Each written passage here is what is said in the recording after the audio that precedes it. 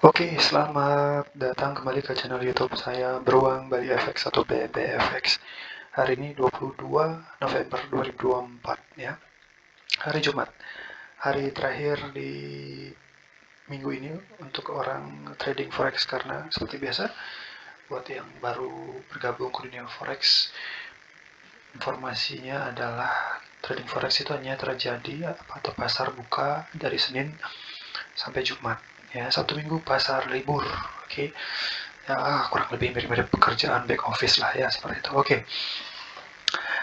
Kali ini yang pertama saya mau sampaikan nih ya, saya sedang berada di market atau pair XAU USD atau emas berbanding dengan US dollar, dolar Amerika. Yang sedang terjadi ya, ini adalah garis-garis pembatas tradingan satu hari, ya, time frame satu hari. Nah, di beberapa hari ini harga emas tuh ada eskalasi kenaikan yang signifikan ya, naik 2 hari lalu naik, kemarin naik ya progresnya. Cuma setelah dia naik 2 hari lalu, di hari kemarin naik sebentar ya sampai jam 7 sampai jam 7 malam waktu Bali. Setelah sideway di area Asia Session. Jadi ini adalah sesi Asia ini ya, sideways. Kemudian setelah, kenapa tahu sesi Asia, karena ini mulai dari jam 8 sampai kurang lebih jam 2-an lah ya, menjelang buka jam 3 sesi London ya. Nah, sesi London ada kenaikan kemarin, naik. Nah, kembali ranging atau sideway atau akumulasi di saat mulai dari ya, ini mulai masuk market New York ya, sideways sampai tadi pagi sideways, akhirnya di jam 8 pagi ya, masuk beberapa jam setelah session itu ada kenaikan. Nah, kenaikan ini besar pengaruhnya karena kemarin itu, jadi ini emas itulah sering disebut dengan safe haven aset, jadi aset yang paling aman. Nah, kenaikannya selalu terjadi di saat dunia ini lagi perang, lagi rusuh, lagi nggak jelas, pasti emas naik. Nah, itu uniknya dan hebatnya emas. Kasar nih, di saat orang menderita dia naik gitu ya. Kenaikannya ini kalau saya lihat karena kemarin kan ada berita tuh bahwa si Ukraine nyerang Rusia pakai rudalnya Amerika, dan itu ada izin dari Joe Biden ya, nggak salah itu kemarin. Koreksi kalau saya salah di kolom komentar. Karena Trump kan belum dilantik ya, kurang lebihnya. Memang sudah terpilih sebagai Presiden Amerika Serikat, tetapi belum dilantik, masih masa kepemimpinan masa kepemimpinan Joe Biden gitu. Coba kita cek ya. Ukraine.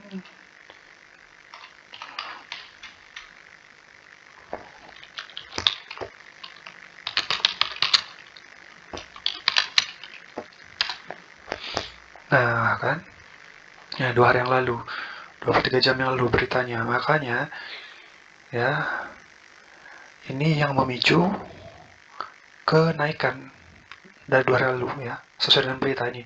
2 hari lalu Ukraina bom Rusia dengan rudal maut ya, Rusia ancam pakai nuklir balas rudal. Nah, ini memanaskan situasinya. 2 hari lalu, 1 hari lalu beritanya kan terjadi, bisa terlihat dari grafik ya. Ini adalah closingan kemarin 2 hari yang lalu. Nah kan, 2 hari lalu naik ya, eskalasi naik.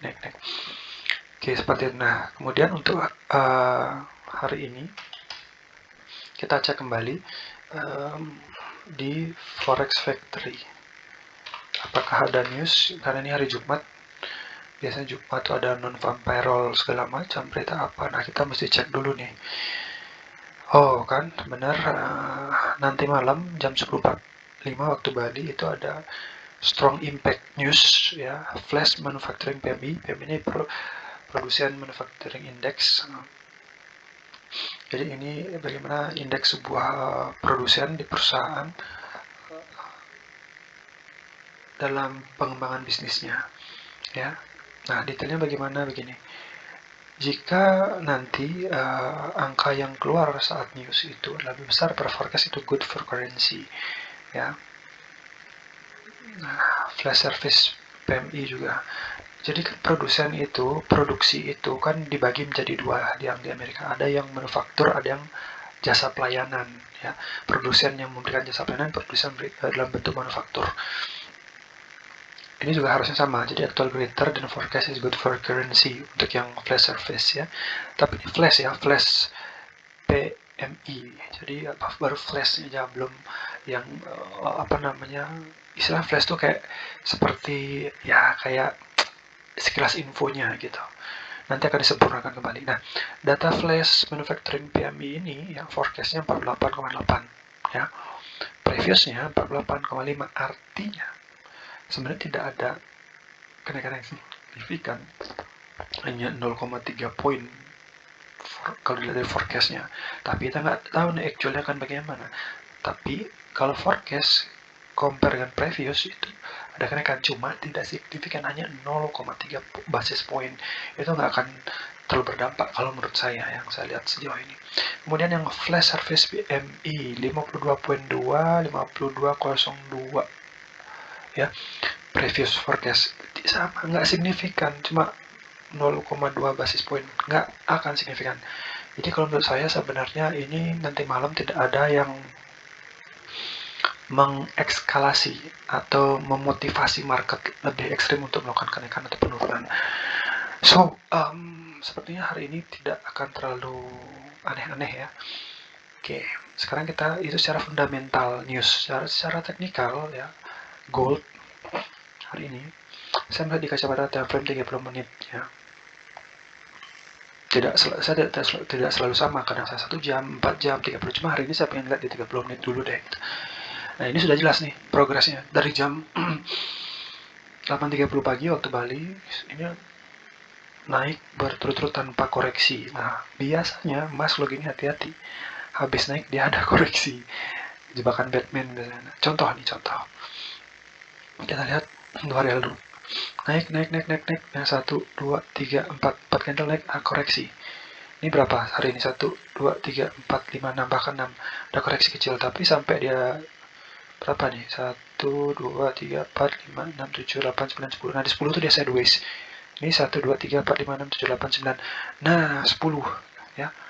Tinggal 1 candle closing lagi, additional tambahan 1 candle lagi. Kita mesti hati-hati nih, kalau previous historicalnya dia sideways setelah 10 candle. Nah, ini nggak tahu nih, kita harus waspada, ya.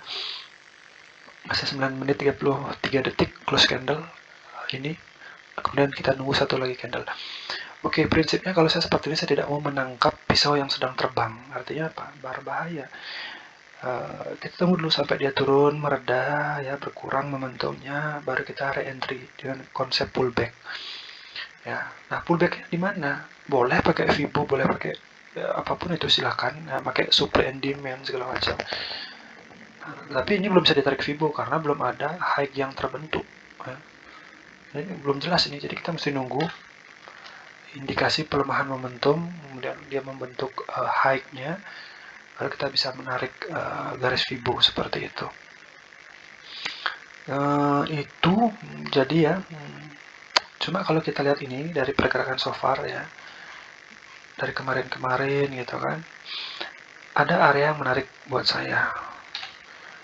Ya, area yang menarik buat saya tuh ini. Saya bisa mencari supply and demand atau order block, ya, atau base candle. Sebenarnya ini saya juga nggak bingung. Kalau kita lihat, nah, ini sebenarnya ada order block yang bagus. Ini, ya, di sini ada order block yang bagus di time frame 30. Ini kacamata 30 menit, ya. Nah, ini bagus nih. Order blocknya bagus banget. Sekalian dia ada demand order block juga nih. Nah, segini. Ya, ini candle yang merahnya order block, dan ini adalah demand areanya. Jadi saya tandain ini. Nah, jadi nggak usah muluk-muluk dulu lah. Kenapa saya memilih ini? Ya, buat yang baru belajar mungkin ya, kalau udah expert, udah jam terbang tinggi, tolong abaikan statement atau video saya. Buat yang baru belajar, yuk belajar bareng-bareng, saya mau share begini. Kenapa saya mengatakan ini adalah order block dan termasuk order block demand juga? Karena apa? Setelah the last candle sell, kemudian ada impulsif ya, candle bullish yang luar biasa, naik tinggi ya, ekstrim sekali ini volumenya, bisa lihat compare dengan ini. Kemudian dia menyisakan apa namanya, fair value gap atau imbalance ya, sebanyak ini sih, sebanyak ini adalah syarat valid sebuah order block yang pasti akan besar kemungkinan 99% berdasarkan historical data itu akan dijemput kembali. Ini adalah jejak institusi kalau bahasa kerennya. Jadi kemungkinan akan balik lagi itu sebelum kenaikan yang lebih tinggi melebihi dari high yang nanti akan selesai di sini. Jadi saya akan open trade menunggu area ini kejemput ya. Jadi istilahnya saya menggunakan strategi order block supply demand. Dalam hal ini adalah order block demand. Ini di time frame 30 menit. Seperti itu kawan-kawan. Jadi saya akan isi reminder di sini atau alert ya. Cepret. Nah, udah nyala, saya tunggu.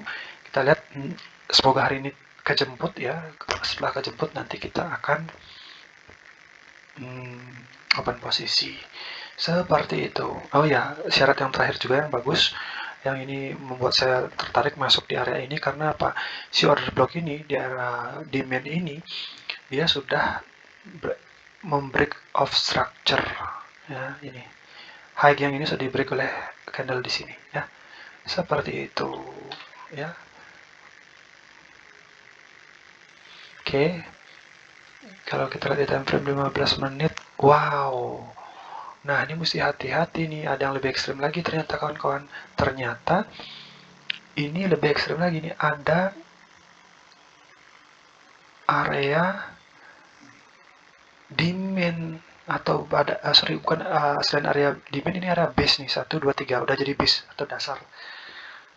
Kemudian ada impulsif candlestick bullish menyisakan apa? Fair value gap di sini. Waduh, ini kayaknya saya akan lebih tertarik di sini deh. Jadi maaf ya kawan-kawan, tadi saya kurang detail melihat di time frame lebih kecil. Ternyata ada godaan yang lebih indah di sini. Oh, fair value gap fix. Saya akan tambahkan juga kalau begitu di sini. Ya, alert. Nah, ini sebenarnya kalau menurut saya ini base ini lebih bagus daripada yang di bawahnya si order block. Kenapa? Karena dia sudah break high yang ini, jadi dia ngebreak high ini, si base ini ngebreak ini dengan candle impulsif bullish yang hijau ini. Sepertinya ini ya, sepertinya ini saya yang top prioritas saya, ini mungkin cadangan aja, nanti kita lihat seperti apa. Oke, itu ya kawan-kawan, jadi dari saya. So terima kasih sudah menyaksikan. Buat yang belum subscribe silahkan subscribe.